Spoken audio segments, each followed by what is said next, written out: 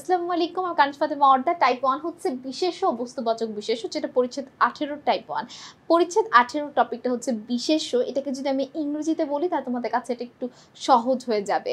বিশেষ্যর ইংরেজি হচ্ছে নাউন। বাংলা ব্যাকরণের চেয়ে ইংরেজি ব্যাকরণ কিন্তু বেশি সহজ মনে হয় তোমাদের কাছে, সেই জন্য এটার ইংলিশ ভার্সনটা একটু বলে দিলাম। বিশেষ্য মানে হচ্ছে নাউন।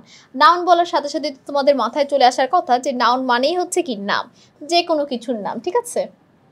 আমাদের প্রথম প্রশ্নটা দেখো কি, যেসব শব্দ দিয়ে ব্যক্তি, প্রাণী, স্থান, বস্তু, ধারণা ও গুণের নাম বোঝায় সেগুলোকে কি বলে? বিশেষ্য, বিশেষণ, সর্বনাম নাকি ক্রিয়া? এটা উত্তরটা কি হবে বলো তো? বিশেষ্য, বিশেষণ, সর্বনাম নাকি ক্রিয়া? আমরা মাত্র জেনে এসেছি যে যে কোনো কিছুর নাম হচ্ছে বিশেষ্য, তার উত্তর হবে ক। বিশেষ্য সাধারণত কত প্রকার? 2 প্রকার, 4 প্রকার, 6 প্রকার নাকি 8 প্রকার? এটার উত্তর হবে 6 প্রকার।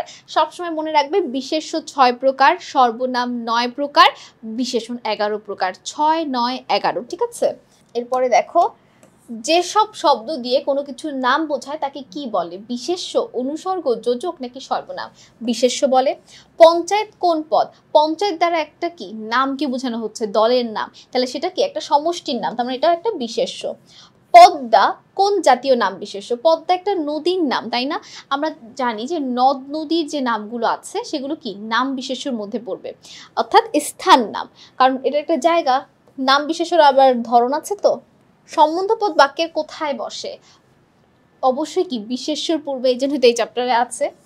চাউল, চিনি, কাঠ, এগুলো কি বাচক বিশেষ্য? চাউল, চিনি, কাঠ এগুলো প্রত্যেকটাই বস্তুর নাম। মাটি, পানি, চিনি, লবণ সবকিছু হচ্ছে বস্তুর নাম। যখনই কোনো বস্তুর নাম বুঝাবে সেটা হবে বস্তুবাচক। আচ্ছা, এরপরটা দেখো, ইট, লবণ, টেবিল কোন প্রকার বিশেষ্য? জাতিবাচক, সমষ্টিবাচক, ব্যক্তিবাচক, বস্তুবাচক? আমি আবারও বলছি, যখনই কোনো বস্তুর নাম বুঝাবে সেটা অবশ্যই কি হবে? বস্তুবাচক। ফুল ও ফল এগুলো কি বিশেষ্য? জাতি বিশেষ্য, বস্তুবাচক, সমষ্টি নাকি গুণ বিশেষ্য? এটা দেখতে যদিও তোমাদের কাছে বস্তু মনে হতে পারে, কিন্তু এটা আসলে কি জাতি বিশেষ্য, কারণ ফুল দ্বারা সকল ফুলকে বোঝানো হয়, ফল দ্বারা সকল ফলকে বোঝায়। সাগর কোন ধরনের বিশেষ্য?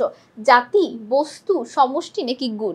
এটাও কিন্তু জাতি হবে। এই দুটাকে বস্তুবাচক টাইপে রাখার কারণটাই হচ্ছে এটা, কারণ আমার অনেক ছাত্রছাত্রীরা এই দুটাকে কেন জানি বস্তু মনে করে থাকে। তারা মনে করে আকাশ বাতাস যদি বস্তু হয়, সাগরও তো বস্তু হওয়ার কথা, কিন্তু না, সাগরে তো অনেক প্রকারভেদ আছে। আমরা সকল সাগরকে সাগর দ্বারা সাধারণ নামে ডাকতে পারি, সকল ফুলকে আমরা চাইলে ফুল বলে ডাকতে পারি, সকল ফলকেই চাইলে আমরা ফল বলে ডাকতে পারি, অর্থাৎ সকল কিছুকে যখন এক নামে ডাকা সম্ভব সেটা হয়ে যায় আমাদের জাতি বিশেষ্য, ঠিক আছে? এই ভুলটা যদি তোমরা না করো, তাই বস্তুর মধ্যেও আমরা কিন্তু এই টাইপের ভিতর দুটো প্রশ্ন জাস্ট এক্সাম্পল হিসেবে দেখিয়ে দিলাম, যেন নেক্সটে তোমাদের এই ঝামেলাগুলো আর না পড়তে হয়, ঠিক আছে? তোমরা জানি বস্তু কোনটা আর জাতি কোনটা, দুটোর মধ্যে গুলিয়ে না ফেলো। তো সকলকে অসংখ্য ধন্যবাদ আমাদের সাথে এতক্ষণ এই পর্বটি করার জন্য। পরবর্তী যে পর্ব আছে সেটা দেখার আমন্ত্রণ রইল। আসসালামু আলাইকুম, আল্লাহ হাফেজ।